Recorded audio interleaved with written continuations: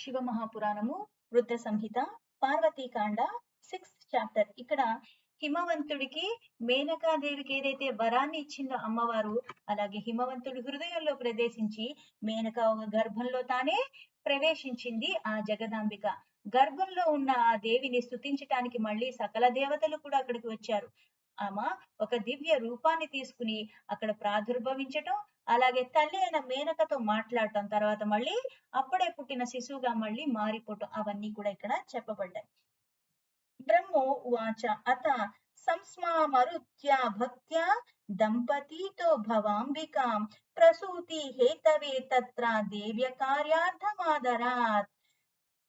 ఈ సంసారంలో ఉన్న ఈ భక్తి శ్రద్ధలతో ఈ దంపతులు ఇద్దరు కూడా జగదాంబికాని ఇలా ప్రసన్నతను పొందేలాగా అంతలాగా నిష్ఠతో అది ఆచరించారు. అలాగే ఈ దేవతల ఒక కార్యాన్ని అంతా కూడా దేవ కార్యాన్ని నిర్వర్తించటానికి, ఆ సిద్ధి కోసం, లోక కళ్యాణ ప్రాప్తి కోసం ఆ అంబికని వీళ్ళు ధ్యానించారు. తతస్సా చండికా యోగోక్త తప్తదేహ పురాపితుః ఈహాయ బతీతుం భూయా సమేచ్ఛాద్రి రిధారతః సత్యం విధాతుం స్వావచః ప్రసన్న అఖిల కామధా. పూర్ణాశ్చ శైలచిత్తే సా వివేశాత మహేశ్వరి. ఉమాదేవి ఇలా వీళ్ళు ధ్యానించిన తర్వాత ఆమె ప్రసన్న చిత్తురాలై వీళ్ళ సకల కోరికల్ని కూడా, సకలాభిష్ట వస్తువుల్ని వాళ్ళకి ప్రసాదించి, వాళ్ళు ఏది కోరితే అది వాళ్ళకి ఇచ్చింది. ఆ మహేశ్వరి ఉమ తన పూర్ణ అంశ చేత, అంటే ఇక్కడ పూర్ణ అంశ చేత ఉద్భవించడానికి కూడా ముందుగా ఏం చేసింది, హిమవంతుడు ఒక తలంపులు ఆ మదిలో మనస్సులో తిను వెళ్ళింది. వెళ్ళి వాళ్ళకి ఏదైతే వరప్రసాదాన్ని ఇస్తానని మాట ఇచ్చిందో దానికి తగ్గట్టుగా ఆ వరాన్ని ప్రసాదించడానికి, దానికి కావాల్సిన ఆనందమయ స్థితిని వాళ్ళకి తీసుకెళ్ళి, అంటే గర్భం దాల్చే ముందు ఆ స్త్రీ నిజంగా భార్యాభర్తలు ఇద్దరు కూడా సంతోషంగా ఉంటే, ఆ సంసారంలో ఎటువంటి చికాకులు లేకపోతే బిడ్డ నిజంగా చాలా మంచి లక్షణాలతో పుడతాడు. మనమే చీదరబాదరగా, మనమే చిరాకుల్లో ఉండి మనస్సు ప్రశాంతంగా లేకుండా ఉన్నప్పుడు ఆ శిశువు కూడా అలాంటి లక్షణాలతోనే పుడతాడు. అందుకే గర్భంతో ఉన్న స్త్రీ దగ్గర కొంచెం ఆవిడికి ఆనందాన్ని కలిగేలాగా, ఆవిడికి నచ్చినట్టుగా చుట్టూ వాతావరణం ఉండాలి అని చెప్తారు. అందుకని ఫస్ట్ హిమవంతుడు ఒక మనస్సులో అమ్మవారు ప్రవేశించింది. పైగా దీనివల్ల ఇది సర్వము నిజమే, అందుకని సత్యం విధాత తలంపులో ఎప్పుడూ కూడా ప్రసన్నుడై ఉంటాడు. తానే అక్కడ ప్రవేశించాలి కాబట్టి ఇక్కడ ఏ వికారాల రూపంలో ఏది ఉండకుండా వాళ్ళకి వరాలు ఇచ్చింది. అలాగే ప్రసాదించే దాంట్లో కూడా మళ్ళీ లోపాలు లేకుండా వాళ్ళకు కూడా ఆనందమయ స్థితి, ఈ భోగాన్ని తన పూర్ణమైన అంశాన్ని అక్కడ పెట్టాలి కాబట్టి వాళ్ళలో అలా ప్రవేశించగానే ఆ ప్రకాశం అన్నది చాలా ప్రకాశవంతంగా ఉన్నది, చాలా ఉన్నతంగా ఉన్నది. అంటే మనస్సులో ఒకసారి నిజంగా పరమాత్మ మీద ధ్యాస ఉంటే ఎలా ఉంటుంది, వికారాలు ఉన్నవి నాకు తెలిసి గాని తెలియక గాని ఏదన్నా ఉన్నప్పటికీ కూడా లేశ మాత్రం కూడా లేకుండా సంపూర్ణమైన శుద్ధత్వంతో ఉంటాము. అందుకని ఇద్దరిలో కూడా ఆ తేజస్ అన్నది ఎంత నిండిపోయింది అంటే ఎక్కడ చూసినా సరే కాంతిమయంగా ఉన్నది. విరరాజా తతస్సోతి ప్రమథో పూర్వా సుదితిః హుతాసన ఇవాదృశ్యత్సే తేజోరాశి మహామనః తతో గిరిస్వా ప్రియాయం పరిపూర్ణ శివాం అంశకం సమాధి ద్వాత్సామయే సమదత్త సుశంకరే సమదత్త గిరేహ పత్ని గర్భా దేవ్యాః ప్రసాదతః చిత్తే స్థితాయః కరుణాకరాయ సుఖదం గిరేహ. అప్పుడు వాళ్ళకి తేజస్ అన్నది ఎలా ఉంది అంటే ఇంకా చెప్పడానికి వీల్లేదు. అసాధారణం, సాధారణం అంటే నార్మల్ది, అసాధారణమైన తేజస్సుతో ఉన్నారు. పైగా చాలా ఆనందంగా ఉన్నారు. ఆ తేజస్సు చుట్టుపక్కల అంతా ప్రసాదిస్తుంది. పైగా వీళ్ళ మనస్సులు కూడా ఎలా ఉన్నాయి, చాలా ఉన్నతమైన మనస్సులతో ఉన్నారు. ఎక్కడ చూసినా అంటే ఇటువంటివి ఎక్కడా లేవు. ఆ తేజస్సు అంటే పరమాత్మ ఇస్తే అలా ఇస్తాడు, నేను ఇచ్చే ఎవరికైనా ఇస్తే అందులో లోపం ఉండొచ్చు, నాకు మళ్ళీ రేపటికి పనికి రావాలి కదా! వాళ్ళకంతా ఇచ్చేస్తే నాకేమవుతుందన్న ఆలోచనలో నేనుంటాను. మనం మనుషులం కదా! ఇటువంటి వికారాలతో ఉంటాం. కానీ పరమాత్మ ఎలా ఇచ్చాడు? వాళ్ళిద్దరికీ కూడా అంత తేజస్సుని ఇచ్చింది. ఆ తేజస్సు కూడా ఎలా ఉంది అంటే చుట్టుపక్కల అంతా ప్రకాశించేలాగా వాళ్ళ మనస్సులు కూడా అంటే ఇటువంటివి ఎక్కడా లేవు. దాని జ్వాల అన్నది అంత ప్రకాశం దేనివల్ల వీటికి హాని జరగకుండా అంతలాగా రక్షణగా ఉన్నది ఆ తేజస్సు. పైగా ఒక శుభ గడియల్లో అంటే కొన్ని కొన్ని అన్ని అంటే ఒక మంచి జరగాలి, ఒక మంగళకరమైనది జరగాలి అంటే దాని గడియలు కూడా బాగుండుండాలి. అప్పుడే దాన్ని పరిపూర్ణంగా ఆస్వాదించే అవకాశం ఉంటుంది. అందుకని ఒక మంగళకరమైన ఆ గడియలో ఆ పర్వతరాజు ఆ మేనకల ఆ పూర్ణమైన అంశతో అక్కడ ప్రవేశించింది అమ్మవారు. ప్రవేశించగానే ఆ స్త్రీ గర్భం దాల్చగానే ఎలా అయితే ఆ శరీరంలో తెలియకుండగానే కొన్ని కొన్ని మనకి కొన్ని లక్షణాల రూపంలో బయటకు పడుతుంటాయి. తెలియని తేజస్సు అన్నది వర్చస్సులో మన స్కిన్ కలర్‌లో గాని మన ఫేస్ కొంచెం ఉబ్బటం కానీ, లేకపోతే మన కొన్ని కొన్ని అలవాట్లు మారిపోతే కొంతమంది ఎక్కువగా పడుకుంటూ ఉంటారు. కొంతమందికి ఎక్కువగా ఆకలేస్తూ ఉంటుంది. కొంతమందికి బాగా బద్ధకం ఎక్కువగా అనిపిస్తూ ఉంటుంది. ఇటువంటి. అయితే ఇక్కడ ఆ జగత్తుకే ఈశ్వరి అటువంటి ఆవిడ గర్భంలో ప్రవేశించేసరికి ఏమైంది? అక్కడ ఆవిడ స్థితమై ఉన్నది. ఆ స్థితమై ఉండేసరికి చింతన అంటే పరవశంగా ఉన్నారు ఇద్దరికిద్దరు కూడా. తెలియని ఒక ఆనందం. మనకేమో నిజంగా ప్రెగ్నెన్సీ కన్ఫర్మ్ అయ్యి ఎక్కడ లేని వికారాలొచ్చేస్తాయి. కూర్చుంటే నుంచోలేం. అదొక నీరసం. కానీ ఇక్కడ ఆ దివ్య తేజస్సు వచ్చేసరికి చాలా పరవశంగా ఉన్నారు. ఇద్దరికిద్దరు ఆనందం మళ్ళీ ఇద్దరిలో ఉన్నది. ఆ చింతనన్నది కూడా ఎంతసేపు కూడా దేని మీద ఉన్నది? ఆ పరమాత్మ మీదే ఉన్నది. పర్వతరాజు అలాగే మేనక కూడా. వాళ్ళ మనస్సులు అంత ఉన్నతంగా ఉన్నాయి కాబట్టి ధ్యానం అంతా అలా చేసి అంతలాగా వరంగా పొంది ఉన్నారు కాబట్టి. గిరిప్రియ సర్వా జగన్నివాస ఆశ్రయాధికం వీరేజే సుతరాం మేనా తేజో మండలగా సదా సుఖోదయం స్వాభక్తుశ్చ మేనా దౌహృదల్లక్షణం దధౌ నిధానం దేవాన మానందస్యే అప్సితం శుభం దేహ సాధాస సంపూర్ణ భూషణ లోధ సముఖ స్వల్పాభేదుదుక్షయే కాలం విచక్షర్ష్య విభావరి తదాననం మృత్యుస్సురభీనాయం తృప్తిం గిరీశ్వరః మునే రహస్యోపాగ్రాయ ప్రేమాధిక్యం బభువ తథా. అయితే ఒక్కసారి ఈవిడ గర్భాన్ని దాల్చిన తర్వాత ఆవిడలో చాలా మార్పులొచ్చినియి. ఏమొచ్చినియి అంటే ఆవిడ తేజస్సు ఇంకా పెరిగిపోయింది. ఎందుకు? జగత్తుకే ఈశ్వరి ఆవిడ గర్భంలో ఉన్నది కాబట్టి. ఆ అంశాన్ని ఈవిడ భరిస్తూ ఉన్నది కాబట్టి లోపల అక్కడ ఎలా ఉన్నది? సకల సృష్టియే అక్కడ ఉన్నది. ఎందుకు? పరిపూర్ణమైన అంశ. అందుకని ఈవిడ చాలా ఎలా కనపడుతుందంటే చాలా నిండుగా కనపడుతూ ఉన్నది మేనకాదేవి. ఆ మేనక దగ్గర నిజంగా గర్భం దాల్చిన చిహ్నాలన్నీ ఉట్టి పడుతున్నట్టుగా ఉన్నాయి. ఆవిడ తేజస్సు పెరిగిపోతూ ఉంటుంది.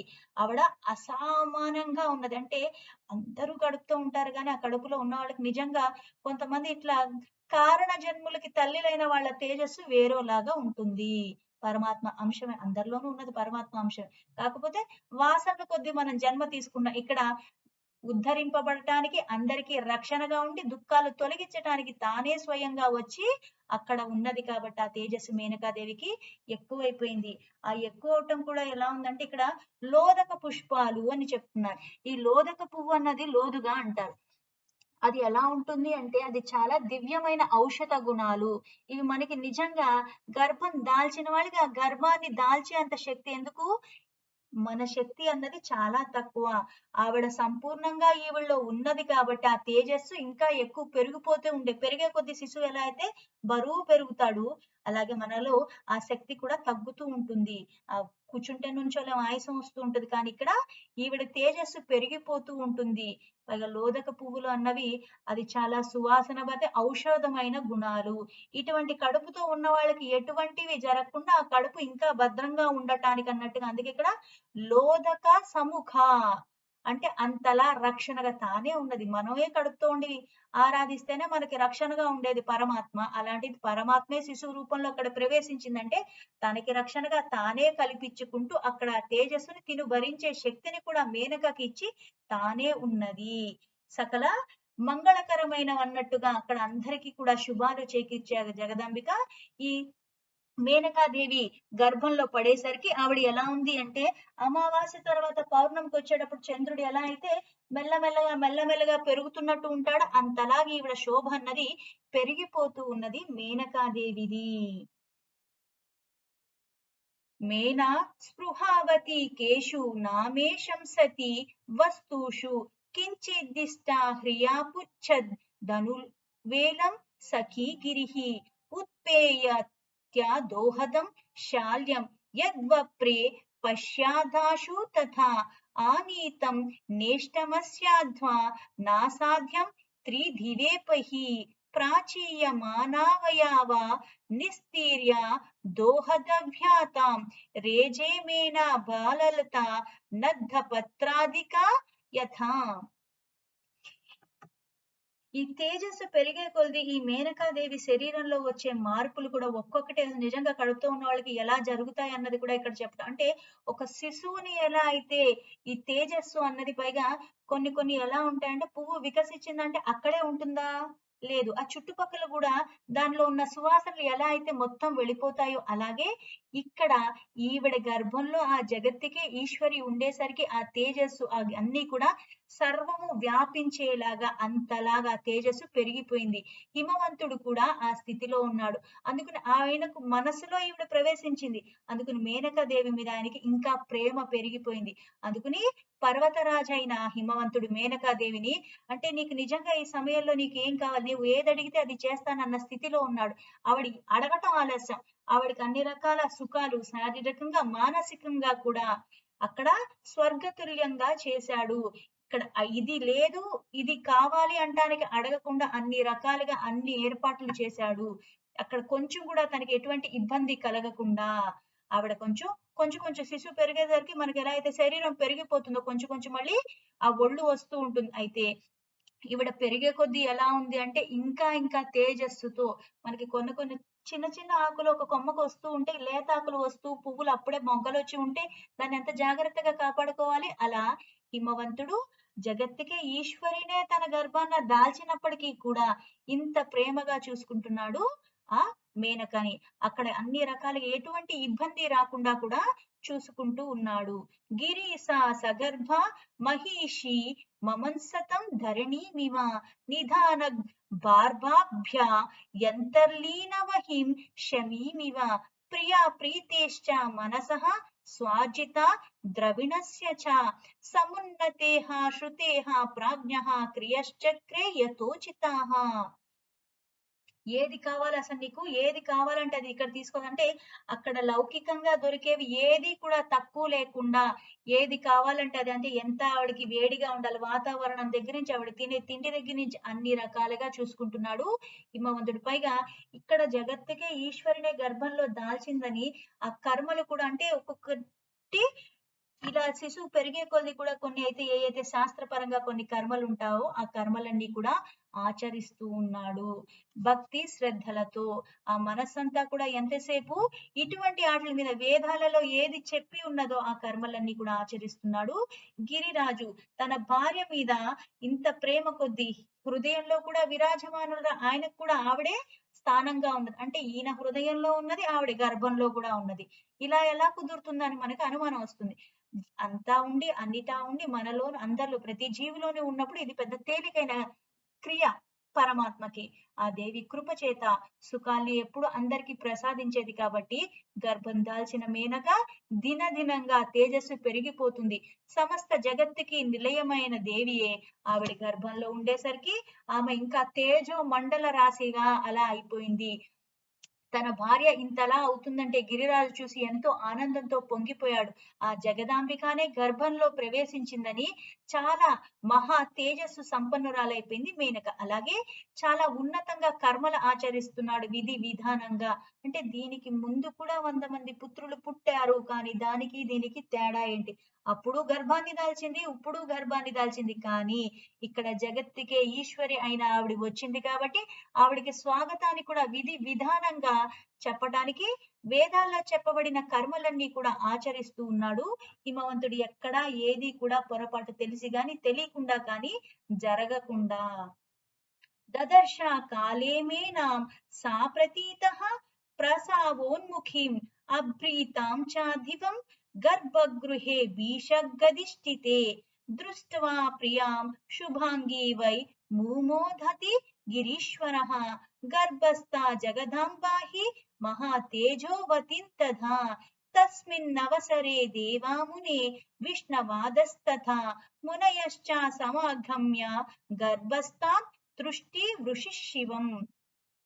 ఇంతలాగా తేజస్సుతో నిండిపోయిన మేనకాదేవికి ఎక్కడ ఏం కావాలో ఆయన ఎప్పటికప్పుడు మేనకాదేవి ఇంకా బిడ్డ పుట్టేంత వరకు కూడా ఏవి ఎప్పుడు ఏ కర్మలు ఆచరించాలా అన్నట్టుగా హిమవంతుడు ఎప్పుడు కూడా చాలా ఆనందంగా, అంటే ఎప్పుడెప్పుడు వస్తుందన్న ఆనందంగా, మంగళకరమైనట్టుగా అక్కడ అన్ని రకాలుగా తనకి ఎక్కడా ఏ లోటు లేకుండా అందరినీ పిలిచి ఉన్నాడు. ఎప్పుడైతే అమ్మవారు వస్తుందని ఈ సకల దేవతలు కూడా చాలా ఆతృతగా ఎదురు చూస్తున్నారు కాబట్టి మునులు అందరూ అక్కడికి వచ్చారు. విధి విధానంగా విష్ణువు మొదలైన సకల దేవతలు కూడా గర్భంలో ఉన్న ఆ అమ్మవారిని స్తుతించటానికి వాళ్ళందరూ ఎన్నో రకాలుగా స్తుతిస్తూ, అంటే వాళ్ళ ఆనందాన్ని వ్యక్తపరుస్తున్నారు. ఎందుకు? వీళ్ళకున్న బాధలు తొలగించటానికే ఈ అవతారాన్ని అమ్మవారు తీసుకుంటుందన్న భావనతో. అందుకుని దేవతలు మళ్ళీ ఇలా చెప్తున్నారు.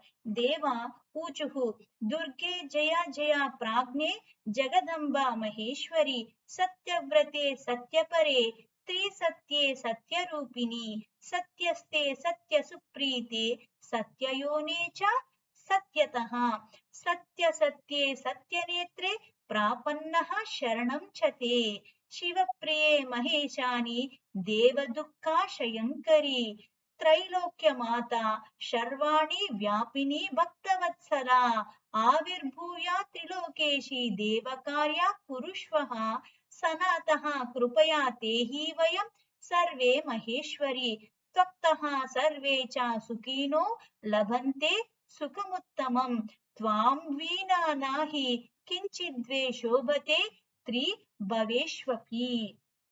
సకల దేవతలు కూడా ఇలా అమ్మవారిని ఈ స్థుతితో, అంటే ఏమని చెప్తున్నారంటే, అసలు జయాలు పొందిన దాని అంటే నీకు జయం తప్పితే అపజయం అన్నది నీకు అసలు తెలియనే తెలీదు. దుర్గాదేవి జగద్ అంబ, జగత్తుకే అంబవి, ఈశ్వరుడికే నువ్వు మహేశ్వరివి, పైగా సృష్టి మొత్తానికి కూడా అంబవి.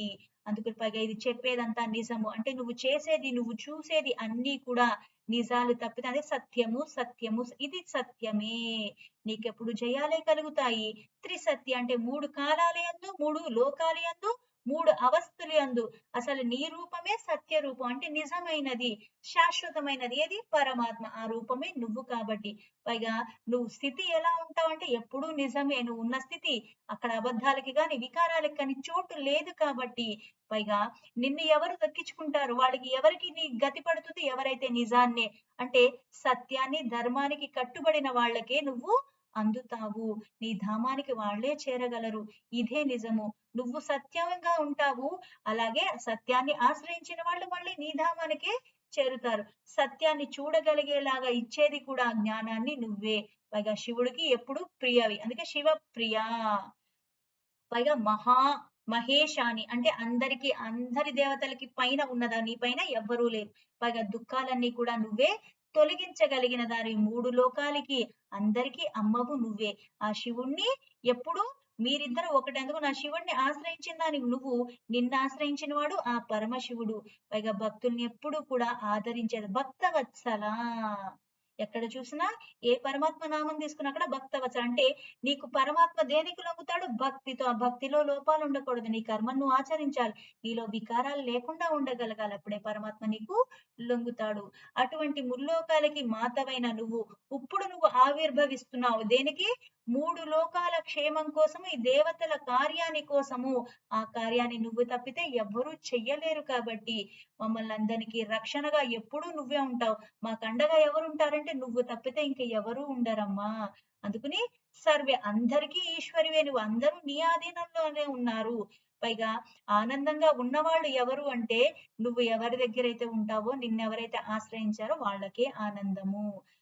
ఈ మూడు లోకాల్లో నువ్వు తప్పితే, నీ ప్రకాశం తప్పితే ఎక్కడా అది లేదు. నీ ప్రకాశం ద్వారానే అన్నిటికీ ప్రకాశం లభిస్తుంది. అందుకు శోభాయంగా ఉన్నాయి అంటే అది నీ వల్ల, మంగళకరంగా ఉన్నాయంటే అది నీ వల్ల.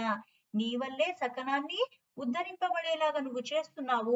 ఆ మంగళాన్ని కూడా తొలగించి మళ్ళీ మంగళప్రదంగా చేసేది కూడా నువ్వే. దీంతో శివ మహాపురాణం రుద్ర సంహిత పార్వతీకాండ 6th చాప్టర్ లో 23 శ్లోకాస్ సంపూర్ణం.